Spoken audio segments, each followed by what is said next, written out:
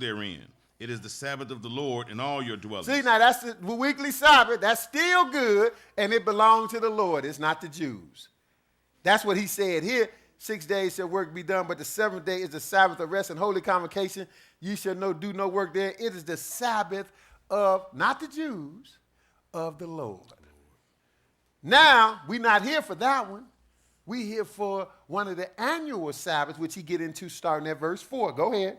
These are the feasts of the Lord, even holy convocations, which ye shall proclaim in their season. See, this is in the season. So we're going to skip down to the season that we at now. And the reason why we here today, at the end of the year, the seventh month, fittingly so, because it's going to show you how God going to end this world. Skip down to verse 33 and go ahead. And the Lord spake unto Moses, saying, Speak unto the children of Israel, saying, the 15th day of this seventh. Now, who talking again, brothers and sisters? Moses didn't make none of this up, so don't let nobody tell, that's the Mosaic law. Oh, you keep those feasts, that's the Mosaic law. They lying to you. Moses just sitting there getting it straight. It's like Moses got a pen. What else you say, Lord? Okay, 15th day. Okay, I got you. 15, okay, all right, what else? That's all Moses doing, taking notes. That's all he doing. He said, the Lord spake unto Moses. I'm talking about talk to the man face to face like we talking right now. And people want to put this down, and we opt out like we can press 2 to opt out and deal with some man-made tradition like Thanksgiving and Christmas and Halloween and Easter. You may opt out, but you're going to wish you hadn't. The Lord said unto Moses, speak unto the children of Israel, I want you to tell my people, my chosen, what he say again? I'm sorry, 33 and 34. Speaking to the children of Israel, saying, the 15th day of this seventh month shall be the Feast of Tabernacles for 7 days unto the Lord. Okay, so now, and we know this is the 15th day of the seventh month because the Lord operate by the moon. That's how you calculate the Lord's time, by the moon. It's a full moon right now because the full moon represents the middle of the month. The moon go through a whole cycle for 30 days. That's where we get a month from. You know, man got a different set of calendar that he go by, but the Lord got his own calendar that don't change. So we know this is it. That's why man know it too. That's why they even had, you know, the months a certain way. September actually means 7, not 9. October means 8, not 10. But the 15th day of the seventh month shall be the Feast of Tabernacle. Now God is saying this, and God is not talking for no reason. Go ahead. On the first day shall be in holy convocation. Now that's today, the first day. Last 7 days, but really he going to tell you 8. He going to bring the 8th day in, but he wanted to separate the 8th to show you a different meaning. But he going to bring the 8th day in. But he said, the first day shall be in holy convocation. That's why we here today. What else? Ye shall do no servile work therein. That's why we not doing no work. We took off work, and we not going to do miscellaneous work. This day is dedicated to the Lord. Only work we doing, it take work to do what we doing here, but this is allowable, what we doing here to feast to the Lord. That's allowed. He tell you that in Exodus 12 when he was talking about the first day and the last day, which is the same as here, first day and the last day of unleavened bread. He said no work should be done except that what you have to do to eat, to cook, to prepare. So, no servile work. It's a high Sabbath, in other words. Whenever he say no work, it's a high Sabbath. He says servile because that's a loophole to allow us to do what we doing here today. Because we normally don't do this on the Sabbath. You don't be burning and cooking and doing all this stuff that we doing on the weekly Sabbath or on the atonement. So when you read this whole chapter on your own time, you see the only 2 days that he didn't throw servile in there was for the weekly Sabbath. We read that. You can go back and read it again. He just said no work. Didn't put servile in there. He didn't give you no room. He said no work. And the only other day he say that in this chapter 4 is the Day of Atonement. He said no work. Don't even put servile in there. He didn't give you no room to wiggle on those days because there ain't no need to do this on those days. No need to cook and be feasting like that. You know you wasn't cooking or doing nothing on atonement because you couldn't even eat on atonement. You can eat on the Sabbath, but you not supposed to be cooking up stuff. Cook it the day before, then eat it. That's what he told you. So servile gave you room. That's why I know even you can eat and enjoy yourself on the trumpets. Even though it's not one of the 3 feasts, it's a happy occasion. Because he says servile. That give you, but the only room he giving you is to do what we doing here. Not just go do your laundry and wash your car. That's, you getting the meaningless work now. Don't have nothing to do with you enjoying this day to the Lord. Go ahead. Skip down to 39. Yeah, 39. I'm sorry. Go ahead. Also in the 15th day of the 7th month, when ye have gathered in the fruit of the land, ye should keep a feast unto the Lord. Now, I'm sorry, finish that. Feast unto the Lord 7 days. Now he reiterating it again, what we just read, but I'm reading this because also he mentioned it's the Feast of Tabernacles, but right here, verse 39, he said, when you have gathered in the fruit. Notice it's about gathering in too. The Feast of Tabernacles, because if you're going to be in a tabernacle and you scattered away from it, you got to be gathered to it. So that's another name for the, when you gathered in the fruit of the land. So another name is the Feast of Ingathering. Not just tabernacles, the Feast of Ingathering. When you gather in the fruit of the land, on that day you do what? Keep a feast. Go ahead. Unto the Lord 7 days. Keep a feast unto the Lord. See, this is serious business because we here to honor the Lord. Not the past anniversary, none of that crap. We here to honor the Lord. This is serious then. You keep a feast unto the Lord. Go ahead. On the first day should be a Sabbath. On the first day, that's today. I told you it's a Sabbath. The only exclusion, the only difference than the weekly Sabbath is you can cook and rejoice and enjoy yourself to feast.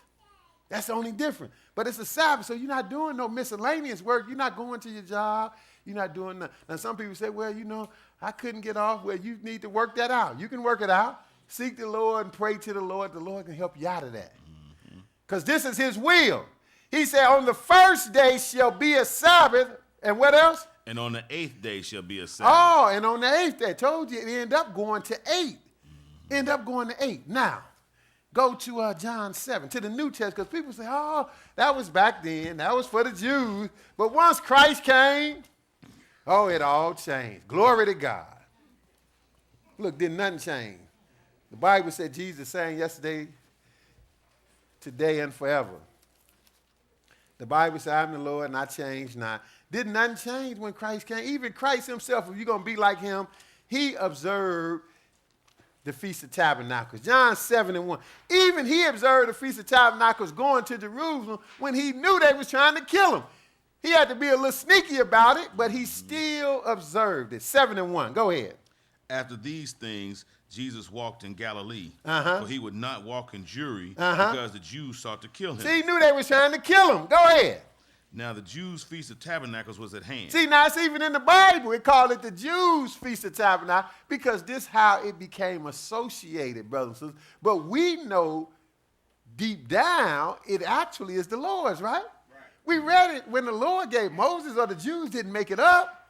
No, God gave it to him. That's why I understand why Jesus said salvation is of the Jews.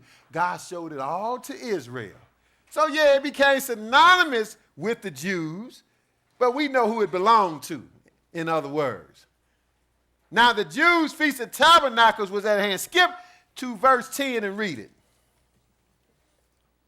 But when his brethren were gone up, then when he also up unto the feast, not openly, but as it was in secret. Now, his brother, he was hiding.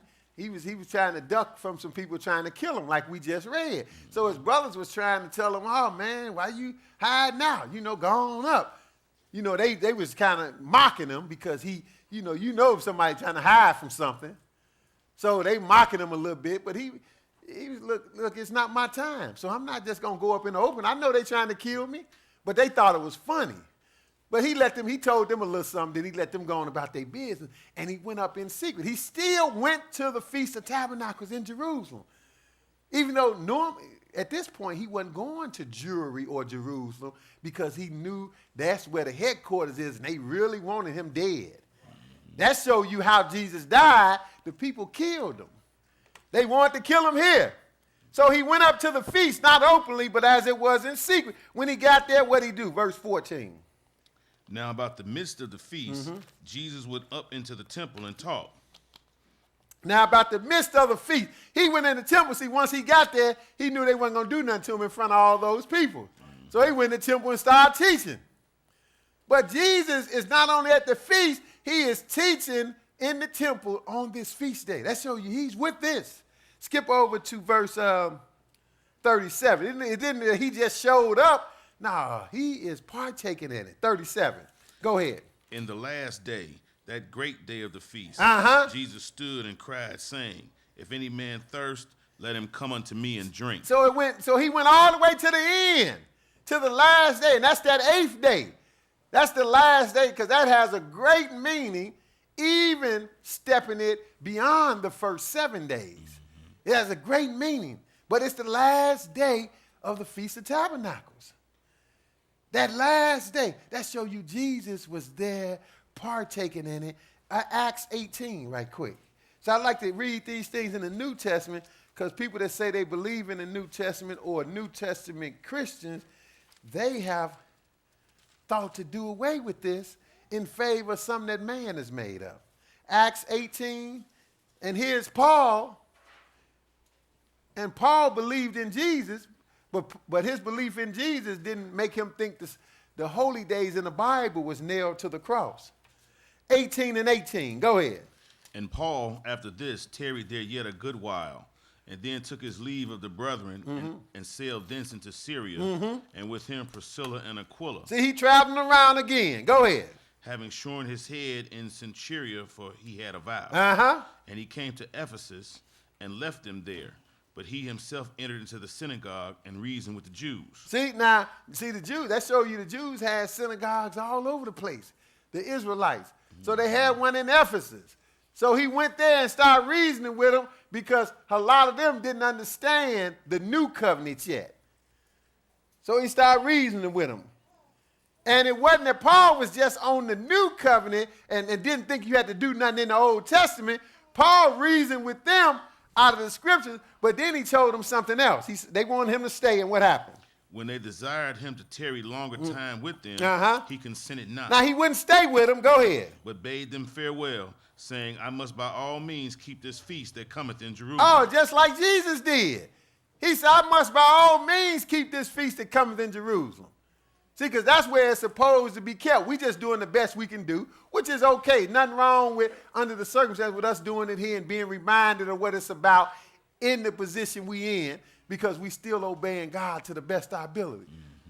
Like Paul, he was in close proximity, closer than us, and he didn't make it all the time. You read Acts 20, he stayed in Philippi and observed the Feast of Unleavened Bread in Philippi, because sometimes he couldn't make it to Jerusalem. But he was trying when he could. He said, I must by all means keep this feast that cometh in Jerusalem, but what? But I will return again unto you if God will.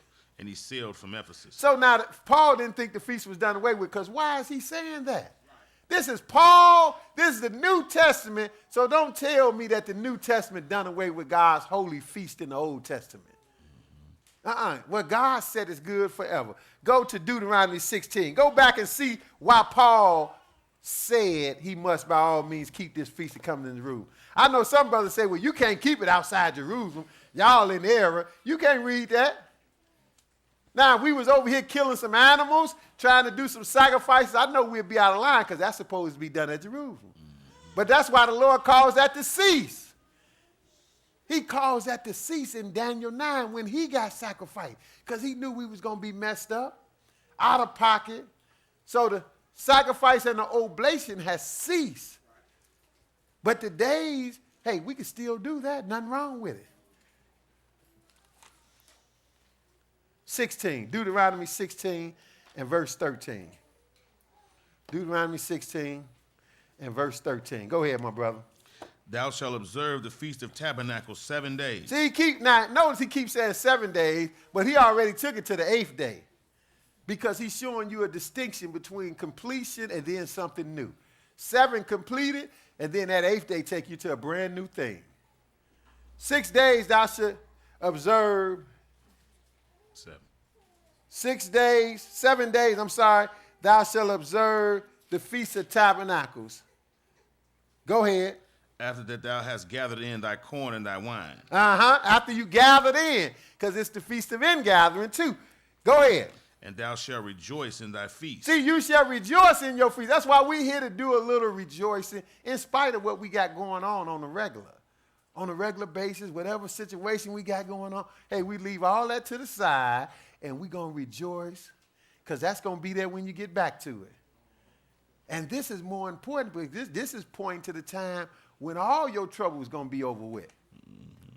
He said, thou shalt rejoice in thy feast. You and who? Thou and who? Thou and thy son and thy daughter. Everybody, go ahead. And thy manservant and thy maidservant. Go ahead. And the Levite. Go ahead. The stranger and the fatherless. And the widow that are within thy gates. See, that lets you know even non-Israelites was partaking in it. Just like we got non-Israelites here. Some of the Israelite brothers said, no, that was just for Israel. You know, the God only going to deal with Israel. That's a lie. Never been so. Go ahead. 7 days shalt thou keep a solemn feast unto the Lord thy God. Notice he said 7 days. And we know he went to 8, and we're going to deal with that on the 8th day when we come back next Thursday. 7 days thou shalt keep a solemn feast. Notice he said you keep a solemn feast 7 days, because sometimes, you know, some people, they get kind of, you know, especially if they've been around some so-called holiness church, they might come here and say, look, what they doing in church? They having a good time. They not solemn.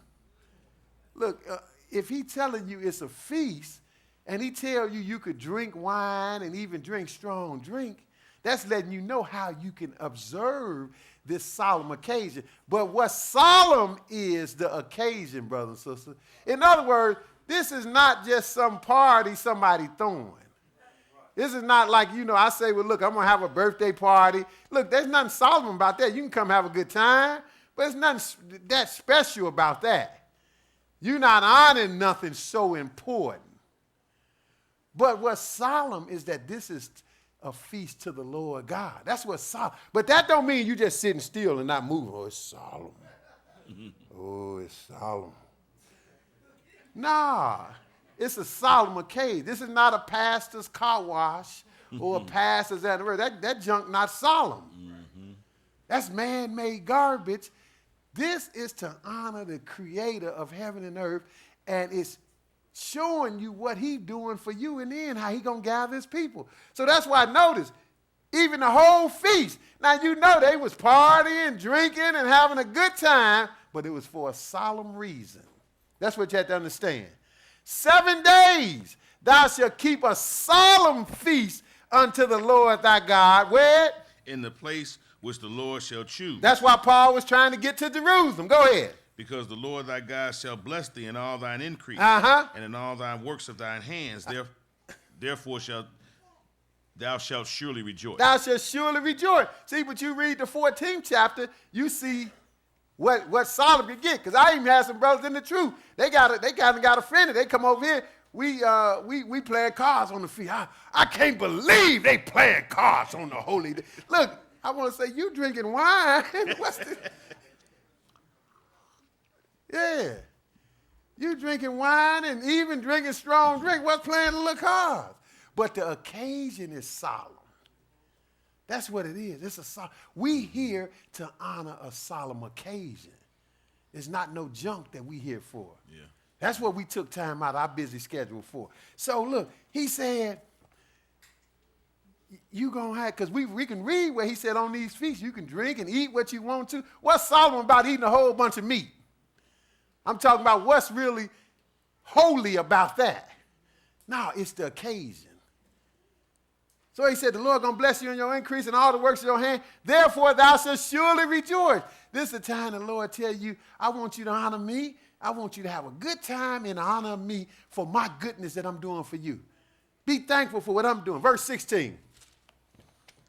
3 times in a year shall all thy males appear before the Lord thy God, in the place which he shall choose. See, he had three feasts that he had. He had some other days surrounding them, but he had 3 feasts that everybody had to show up to. All the males, he said, go ahead, because the women, they might have had some condition where they couldn't make it. But the male didn't have no condition unless he was just too sick or whatever. But other than that, the males had to be there. Because the males don't get pregnant, but women do. Might have been a time where I can't travel all the way. Okay, well, we'll see you when we get back. But 3 times in a year, all thy males appear before the Lord thy God. Where? In the feast of unleavened bread. And in the feast of weeks. And in the feast of tabernacles. See, that's the 3 feasts. One in the spring, one in the summer, and then the last one right now in the fall, when it's about before you hit the winter, you had the last one. The Feast of Tabernacles. And what? And they shall not appear before the Lord empty. See, everybody come and make this feast happen. So you come all the way from where you at, and you make it happen. But, you know, the church provides stuff because people then already donated stuff through the year. So, hey, you already done help make it happen if you done done that. But now, let's go to Exodus 23. Exodus 23. 3 times in a year. These are the solemn occasions. That's why Paul was hasting to get to Jerusalem. So he didn't think it was done away with, brothers and sisters. Don't be fooled. The world is fooled, but we know better. Exodus 23, verse 14. Exodus 23 and verse 14. Okay, go ahead. 3 times thou shalt keep a feast unto me in the year. Now we know this is the same thing, but I'm reading this to show you that he have an interchangeable name for this one. Same thing, 3 times in a year, you're going to keep a feast unto me. That's what's solemn about it, brothers and sisters. It is unto the Lord. You know, we've done all this stuff, and people still doing all kind of garbage to honor the pastor and what the pastor say. They don't know that don't mean a bit more to the Lord. That don't mean nothing to the Lord because it's not solemn. I remember when I was trying to seek the Lord going to a Baptist church. Man had me up there washing cars. I think back, I said, well, I must have really been stupid. I didn't know no better. He said, come on, wash some cars. We come on and wash some cars. I don't think I was a part of it, but I know they have pork chop dinner sales and chicken dinner sales. But see, that's not the honor of the Lord. The Lord got the times when he wants you to honor him. So don't try to flip it like you doing something special when it don't have nothing to do with God. 3 times thou shalt keep a feast unto me in the year. What's it again?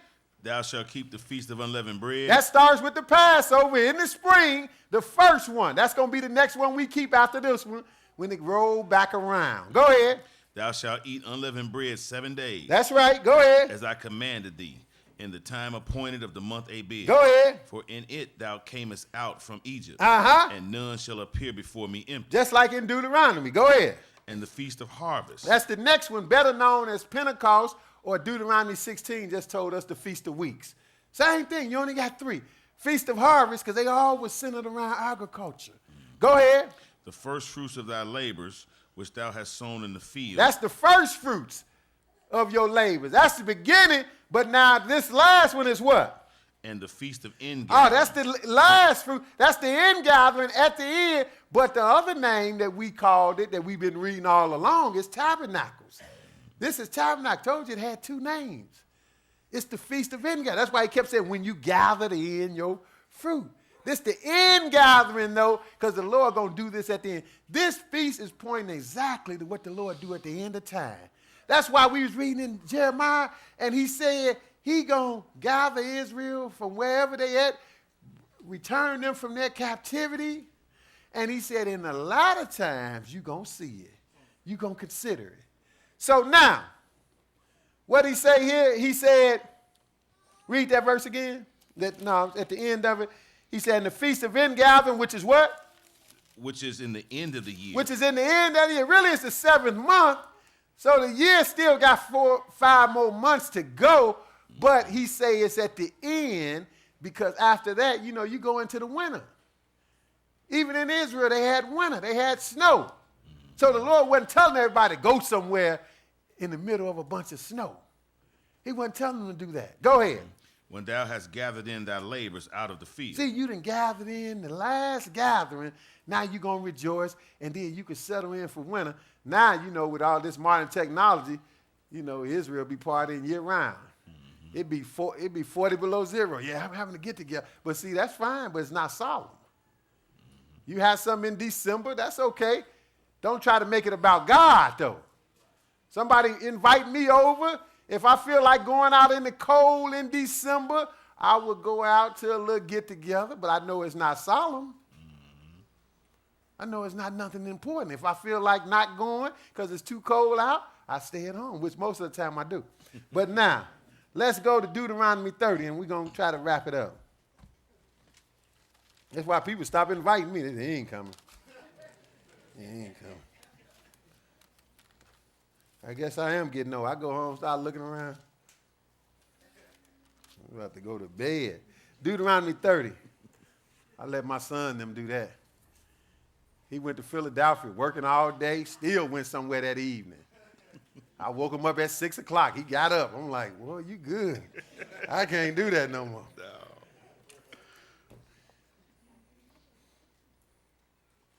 Deuteronomy 30 and 1. Go ahead.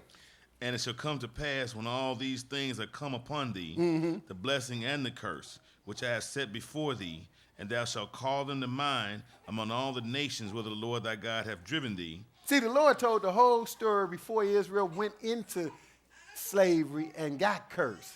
He told the whole story. He said it's going to come to pass after you get blessed for a while and then you be cursed, and you're going to be cursed in captivity, in slavery, because that's where you got to gather us from. That's why this is called the Feast of Tabernacles and the Feast of Ingathering.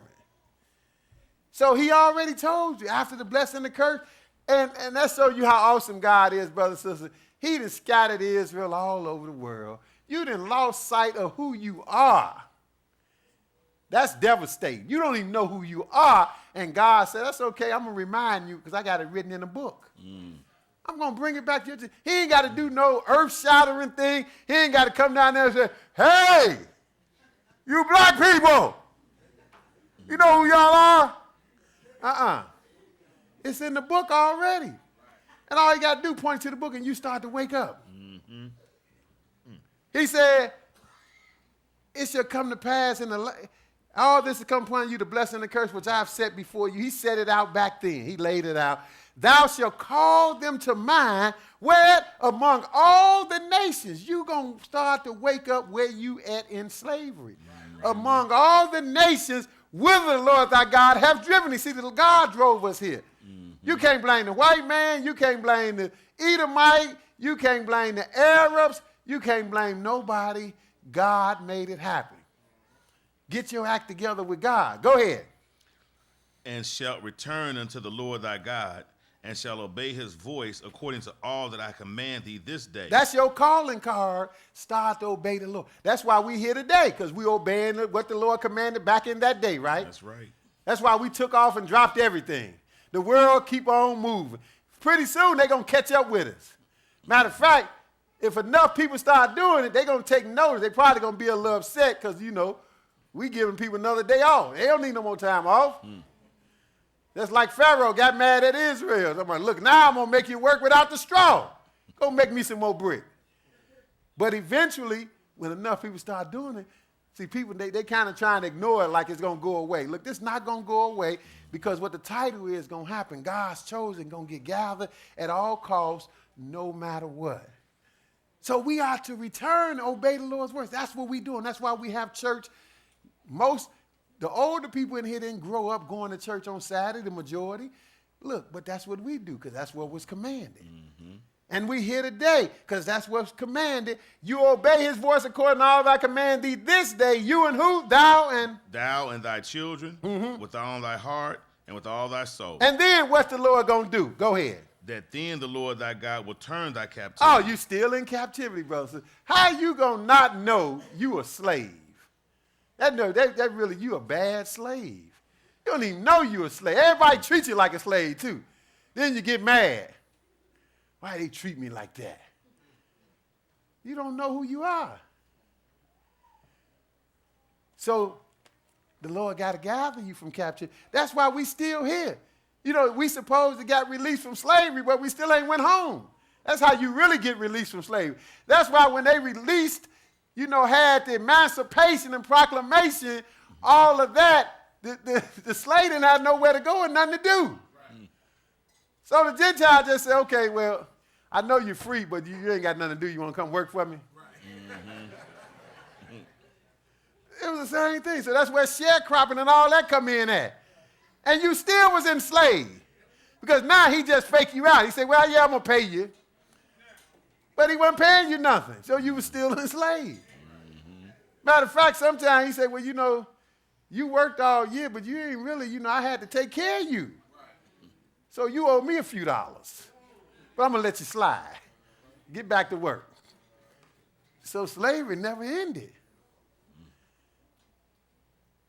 He said that then the Lord thy God will turn your captivity. You're going to know when you out of slavery because you're going to go home where you came from.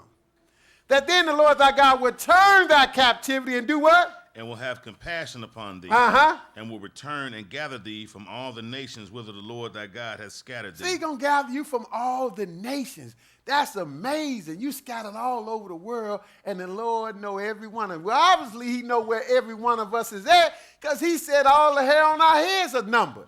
So if he know the hair on anybody's head, I look at Mike, who can think they can count all the hair on his head? That's it. But the Lord know. Number them. So if he can number that, I know he know where each one of us at. Even though we scattered all over the world under all nations, he going to gather us. And he make a point to say, I'm going to do this. I don't care how it look. I'm going to do it. Verse 4. If any of thine be driven out unto the outmost parts of heaven, from thence will the Lord thy God gather thee, and from thence will he fetch thee. See, wherever you scattered at, he said, I don't care where you at. You could be to the out. See, heaven, in this case, is the earth, because it's going to be heaven right here on earth. You could be scattered to the outmost parts of heaven. He said, I'm going to get you. I'm going to bring you home. Go to Matthew 24. Let's show you this is none other than Jesus. Matthew 24, and we're going to wrap it up, and we're going to get to the rejoicing with the physical food, but the most important thing is knowing what this is about, because we eat every day. But now we eating for a good cause today. Matthew 24 and verse 29. People told us everything about Jesus' second coming, but that he going to gather the children of Israel. God's chosen. That shows you Satan is doing a great job at keeping people in the blind. Matthew 24 and 29. Go ahead, my brother. Immediately after the tribulation of those days. Oh, it's going to get worse before it get better. Great tribulation is coming, but immediately after the tribulation, the Lord going to let it hit the fan. This when that great whirlwind going to come. And it's going to fall, and after it fall, the world will never be the same. Immediately after the tribulation of those days, what's going to happen? Shall the sun be dark, and the moon shall not give her light, and the stars shall fall from heaven. Go ahead. And the powers of the heavens shall be shaken. And then shall appear the sign of the Son of Man in heaven. Now here he come now. He going to shake up the world. The sky going to roll back, and he is coming down. Go ahead. And then shall all the tribes of the earth mourn. Oh, they not happy. They mourning. Because anytime you see the sky rip up, you know it's some problems. You know it's not nice. It's some trouble on the horizon. That's not something that happens every day. Matter of fact, it have never happened, but when it happened, it's going to shake the whole world up. So, of course, all the tribes of the earth shall mourn. Even those of us that's waiting on, I'm sure we'll be shaking in our boots a little bit. But we going to know what's going on because we believe what's written. All the tribes of the earth shall mourn, and they're going to see what? And they shall see the Son of Man coming in the clouds of heaven with power and great glory. See, they see him coming. Go ahead. And he shall send his angels with a great sound of a trumpet. See, that's why we still celebrate the memorial of the blowing of the trumpets. Celebrated it 2 weeks ago. We found out 4 days ago or 5 days ago that the last trumpet is going to blow on the Day of Atonement. See, and when that happens, that's going to instigate the gathering of God's people. Right after that. That's why these feast days fall one after another. The memorial of the blowing of the trumpets, the Day of Atonement, they all coincide. Now, once that last trumpet blow, he going to gather his people. So he said he shall send his angels with a great sound of a trumpet. And they going to do what? And they shall gather together his elect from the four winds, from one end of heaven to the other. See, they're going to gather together. Now, who going to tell you this feast day is unimportant, the Feast of Ingathering, and it's pointing to this?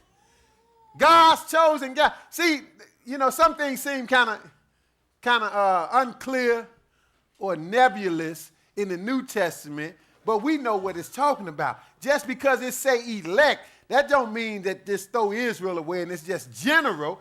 No, it's the same thing. It's the chosen. Because if you've been elected for something, that means you've been chosen for something. Mm-hmm. So the title is God's chosen gathered. The same old people, brothers and sisters. Nothing has changed.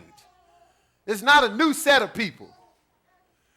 He shall send his angels with a great sound of a trumpet, and they going to gather together his elect. Tell the babies I'm almost done. From the four winds, east, west, north, and south. We're going to read Isaiah 11. He's going to tell you four winds mean the same as four corners. But then he said from one end of heaven to the other. That's exactly what we read in Deuteronomy. Way back in Deuteronomy, Moses had it written that if any of yours, the Lord told him, if any of yours be driven out to the outmost parts of heaven, from thence will I gather them, and from thence will I fetch them. Well, he said here, Jesus is talking now, which that was him back there really talking to Moses. But he said he's going to gather together his elect from the four winds, from one end of heaven to the other. Nobody is talking about what the Bible is talking about, this great gathering. Go to Isaiah 27. But it got instigated by that great sound of a trumpet. That's what Jesus just said. Jesus is talking now. How come we can't accept what Jesus is saying in the Bible instead of going with these false theologians, making us think it's about a rapture? You notice when they talk about the rapture, they don't never talk about a trumpet sounding. Because that shows you what it's really talking about. Jesus just said he's going to send his angels with a great sound of a trumpet, and they're going to gather together his elect. We're going to see who his elect is right now. From the four winds, from one end of heaven to the other. Isaiah 27:12. Go ahead, my brother. And it shall come to pass in that day that the Lord shall beat off from the channel of the river unto the stream of Egypt. And ye shall be gathered one by one, O ye children of Israel. Oh, that's the elect. What do you mean one by one? That means every last one of them. This is what he's trying to stress to you, brothers. So that's why the title is God's chosen gathered at all costs, no matter what. He making a point to tell you, like he said in Deuteronomy, I don't care where you are at. Under a rock, whatever nation you're in, like we read in Jeremiah, if I had to destroy all nations, make a full end of them, I'm going to still do what I'm saying I'm going to do and bring you home. So he said, you shall be gathered one by one, O you children of Israel. That is the elect. And we're going to show you the same trumpet is sounded. Jesus said, with a great sound of a trumpet. Go ahead, 13. And it shall come to pass in that day that the great trumpet shall be blown. See, the same thing. The great trumpet going to be blown. Go ahead. And they shall come which are ready to perish. Oh, it's going to be hard. It's supposed to be hard until this happens. So you're supposed to deal with some fiery trials and some tribulations until that happens. You already know that, so you shouldn't be shocked when it happens. That's right. But this is going to make it worthwhile. Go ahead. In the land of Assyria and in the outcast. Oh, you're an outcast, so you're going to be mistreated. And the outcast, go ahead. In the land of Egypt. Go ahead. And shall worship the Lord in the holy mountain at Jerusalem. See, you coming home now. Go to Isaiah 11, and we almost done. Isaiah 11. Isaiah 11 and verse 12. We're going to cut right to the chase. See, we know Israel can't be home now because none should make him afraid. He should be at peace and quiet. None should make him afraid. Isaiah 11 and 12. Go ahead. And he shall set up an ensign for the nations. See, he's going to let the nations know what it's all about now. Just like he said, in the latter times, you're going to consider it. Go ahead. And shall assemble the outcasts of Israel and gather together the dispersed of Judah. Always a gathering together. The dispersed because we got scattered out, so you got to be gathered. Go ahead. From the four corners From of the earth. four corners of the earth. Jesus said the four winds of heaven. Isaiah said the four corners of the earth. They mean the same. Verse 15. Go ahead. And the Lord shall utterly destroy the tongue of the Egyptian sea. And with his mighty wind shall he shake his hand over the river. And shall smite it in the 7 streams. And make men go over dry shod. Just like it was when they left Egypt. The Red Sea got split. So it's not going to be just some run-of-the-mill people going somewhere, going back to a country. Nah, it's going to be the most dramatic thing the world has ever seen. He said he's splitting the stream into 7 streams. Men gonna be walking over dry shod like they went over the Red Sea. That wasn't something that you just forget about. That's why they still got a movie about what happened 3,000 years ago when Israel left Egypt. They still talking about it. Got some nice effects to show you the Red Sea being split. I look at the movie, I said, wow, that's deep. But that happened, and it's going to happen again. Go ahead. And there shall be an highway for the remnant of his people, which shall be left from Assyria, like as it was to Israel in the day that he came up out of the land of Egypt. See, it's going to be just like that. So ain't no way to miss it. So that's why I know the Jews can't be home in 1948, because you haven't seen nothing close to this. You just seen some fighting went on and some more people went over there, but Israel's still in captivity. Go to Isaiah 56 now. Isaiah 56. Isaiah 56. And we're going to pick it up at verse 6. See, that's how important. See, when you understand what these holy days point to, this is a high Sabbath day, but it's pointing to a great job that the Lord going to do to save his people. And this going to be a blessing for all people. You might say, well, that's just, you just talking about Israel. Look, when Israel is blessed, anybody else that's serving God going to be blessed. It's going to be a blessing for everybody. That's what Paul was trying to tell the Romans in Romans 11. Hey, if you got a little blessing when Israel got cursed and went into captivity, how much more is your blessing going to be when Israel get blessed and come back home? You really going to be blessed because it's going to be good across the board then. Isaiah 56 and 6. He talking to the non-Israelites here. Some of the Israelite brothers want to kill all the non-Israelites, but it don't work like that with God. Go ahead. Also the sons of the stranger that join themselves to the Lord, to serve him, and to love the name of the Lord, to be his servants. Everyone that keepeth the Sabbath from polluting it, and taketh hold of my covenant, even them will I bring to my holy mountain. See, he said also the sons of the stranger. That's a non-Israelite in the Old Testament who's welcome to come into the fold. But we have to understand, brothers, the fold is Israel. That's who the fold is. God don't change. The fold is Israel. See, the Pope done duped us. He done made us think the fold is switched to Rome. Now the Gentiles running. But that's why they got it all backwards. That's where we got Sunday being the Sabbath day, Christmas and Easter, Halloween, even Thanksgiving, a spinoff from some of that. That's where we got all this man-made tradition. But God don't change. Jesus said salvation is of the Jews, not of Rome. Somebody done fooled us. So the sons of the stranger that join themselves to the Lord to serve him and to love the name of the Lord, to be his servants, everyone that keepeth the Sabbath. See, you got to keep the Lord's Sabbath, which he gave to Israel, not a man-made Christian Sabbath. And keep his hand from polluting it, which keepeth the Sabbath from polluting it, and taketh hold of my covenant. What is he going to do for these strangers or non-Israelites? Verse 7. Even them will I bring to my holy mountain. Oh, he going to bring them because they believe in the true and living God. That's why Jesus said, it's written, my house shall be called a house of prayer for all people. Well, he was quoting this. People want to do away with what Jesus quoted. Even them will I bring to my holy mountain and do what? And make them joyful in my house of prayer. Oh, they're going to be joyful in his house of prayer. No matter what strain or struggle we under now, it is really joy cometh in the morning. Go ahead. Their burnt offerings and their sacrifices shall be accepted upon mine altar. For my house shall be called an house of prayer for all people. Now, how absolute is all people? The house of prayer for all people. That lets you know the offering is going to be reinstituted. I told you just cease for a time. We can't do it in America. That's why we're not killing no bulls and no goats. Our Lord already pointed that out to us. But we got an offering that we deal with. We deal with the real offering, which is Jesus. But when Israel go back, it'll all be put back together. Their burnt offering sacrifice will be accepted upon mine. Oh, his altars at Jerusalem, brothers and sisters. For my house shall be called a house of prayer for all people. How you going to try to do away with some people and say Israel? I mean, it's amazing. And say that's in the Old Testament.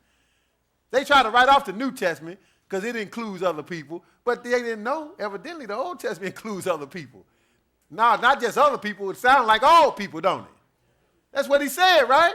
Mm-hmm. My house should be called a house of prayer for all people. You can't make that just Israel. Then to boot, he tell you verse 8. See, I know it's sinners around Israel.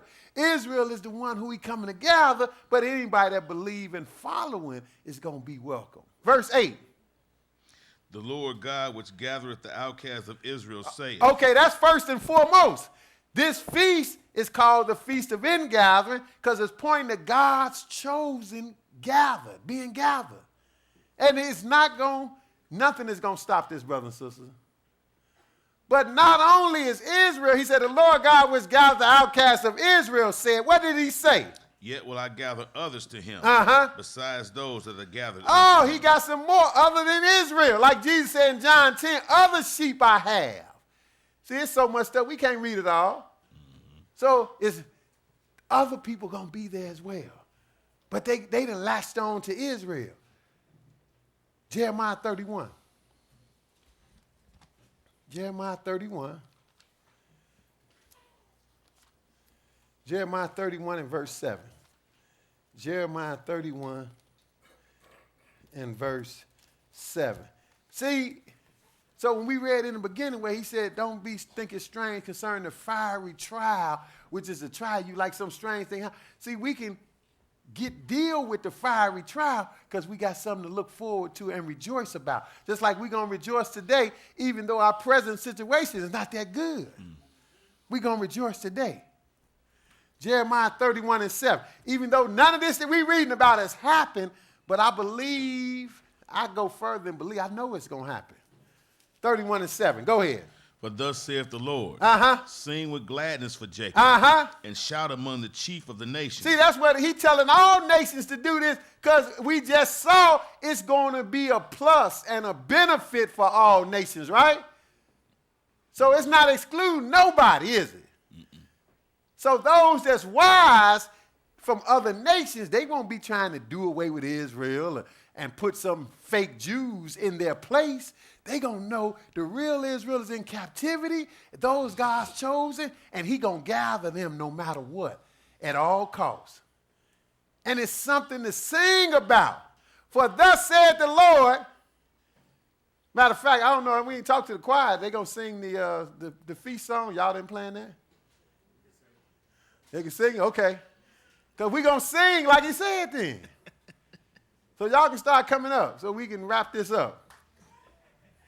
They know what I'm talking about, I guess. Mm-hmm. For thus said the Lord, sing with gladness for Jacob. You know, how many people act like Jacob or Israel don't matter no more? Somebody is confused, brothers and sisters. The Lord telling you to sing, and he is talking about something that's going to take place in the future. Sing with gladness for Jacob and do what? Publish ye.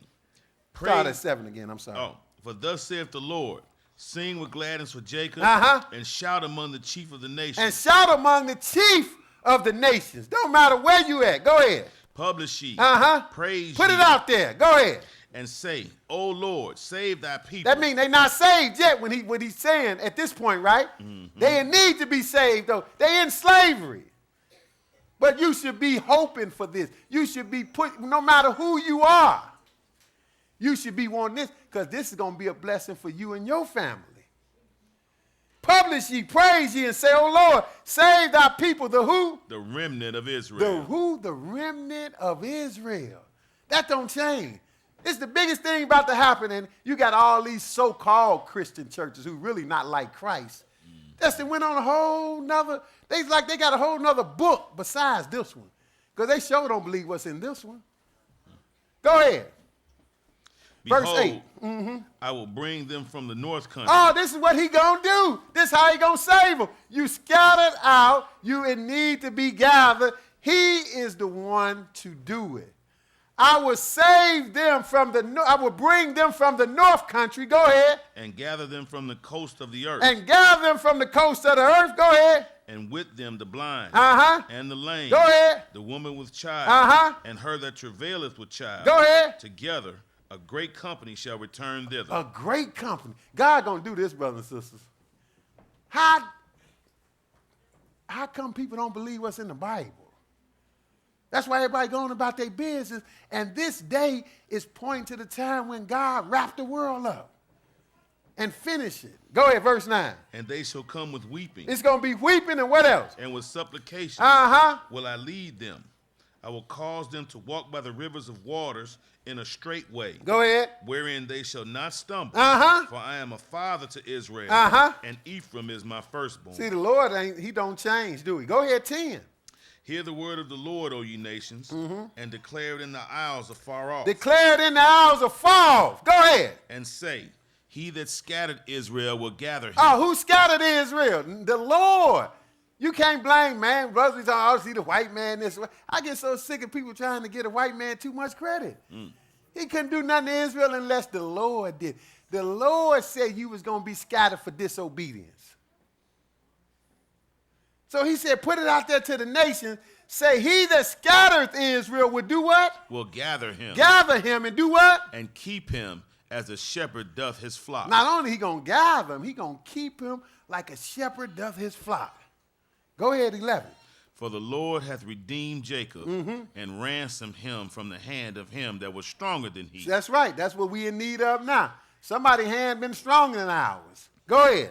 Therefore they shall come and sing in the height of Zion, and shall flow together to the goodness of the Lord. Go ahead. For wheat and for wine and for oil, and for the young of the flock and of the herd, and their soul shall be as a water garden. Go ahead. And they shall not sorrow any more at all. Oh, that's going to be, this is something to look forward to and sing about, right? Yes, he said, see, right now we got a fiery trial, right? But when this come to pass, he said, they shall not sorrow any more at all. And you don't want this? You want to do away with this? Somebody don't know what they're talking about. Zechariah 14. And once that happened, once the Lord come and take over this world and bring Israel back, everybody going to know what need to be done. And we're going to be keeping the Lord's feast, including this one, Zechariah 14 and 2. Okay, go ahead. For I will gather all nations against Jerusalem to battle. This when he going to do it. He got to knock the whole world off. All nations, he going to get them together at Armageddon. Go ahead. And the city shall be taken, and the houses rifled, and the women ravished, and half of the city shall go forth into captivity. Go ahead. And the residue of the people should not be cut off from the city. Then what the Lord going to do? Go ahead. Then shall the Lord go forth and fight against those nations, as when he fought in the day of battle. And his feet shall stand in that day upon the Mount of Olives. He going to be on earth, on the Mount of Olives. Go ahead. Which is before Jerusalem on the east. And the Mount of Olives shall cleave in the midst thereof, toward the east and toward the west. And there shall be a very great valley. Go ahead. And half of the mountain shall be removed toward the north, and half of it toward the south. And ye shall flee to the valley of the mountains, for the valley of the mountains shall reach unto Azel. Now here come the Lord. Go ahead. Yea, ye shall flee like as ye fled from before the earthquake in the days of Uzziah, king of Judah. And the Lord my God shall come, and all the saints with all thee. the saints coming with the Lord. Go ahead to verse 9, because this is going to be when the Lord take over the world. Go ahead. And the Lord shall be king over all the earth. Nobody telling us this, but go ahead. In that day shall there be one Lord, and his name one. Even these brothers ain't going to have to be arguing over no name, because the Lord going to set the record straight. But now skip to verse 16. Go ahead. And it shall come to pass that everyone that is left. Now everybody that's left of all the nations going to have to do what we doing here today. We're ahead of our time. Everyone that is left of who? Of all the nations which came against Jerusalem shall even go up from year to year to worship the King, the Lord of hosts, and to keep the Feast of Tabernacles. Now this has never happened where the Lord has been on the earth, brothers and sisters, and everybody went somewhere to keep the Feast of Tabernacles to worship him. Matter of fact, nobody went nowhere to keep nothing to worship the Lord on this earth worldwide. But this is world. He said all the nations. See, it's not just Israel. all that Israel going to know, he bringing Israel home to set the record straight, to put his worship back in order, but all the nations going to learn and do it. Everybody going to learn and do it. Go ahead. And it shall be that whoso will not come up of all the families of the earth unto Jerusalem to worship the King, the Lord of hosts, even upon them shall be no rain. And if the family of Egypt go not up and come not, they have no rain. There shall be no plague. There shall be the plague. That's right. Wherewith the Lord will smite the heathen that come not up to keep the feast of See, tabernacles. the Lord going to be smiting with no rain. This haven't happened yet. A day like this has never came where people got shortchanged of rain for not keeping the Feast of Tabernacles. Matter of fact, they done away with the Feast of Tabernacles. See, the world is in a mess, but it haven't got fixed, and then something like this happened. Verse 19, this is it. This shall be the punishment of Egypt and the punishment of all nations that come not up to keep the Feast of Tabernacles. That means the Feast of Tabernacles got to still be good. I hope you got some understanding in Jesus' name. Now, we're going to let the choir sing one more selection, and then Brother Nehemiah, he'll bless the food, and we'll close out, have a closing prayer.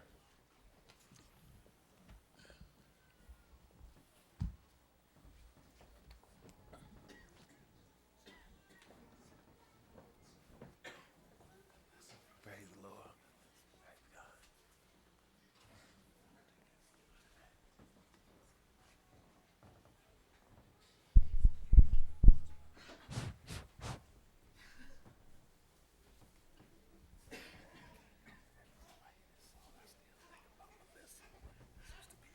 Oh, really?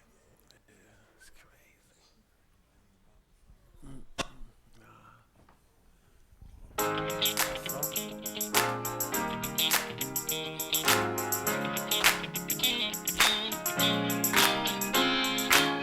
If it's love, it's at the table.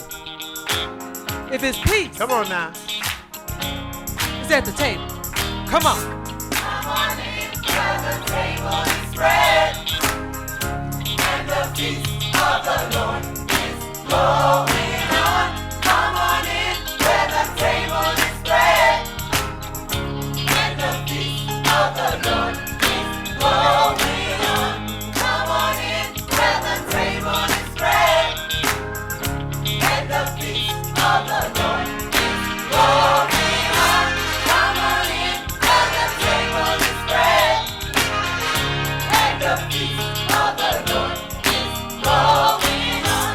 For it's here where the table is spread, and the feast of the Lord is going on.